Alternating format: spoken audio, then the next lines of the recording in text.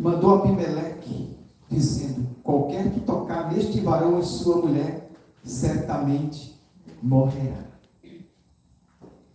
Semeou Isaque naquela mesma terra e colheu naquele mesmo ano, sem medida, porque o Senhor o abençoava. Engrandeceu-se o varão, e ia engrandecendo até que se tornou muito grande. Até aqui. Deus vai levantar aqui desse meio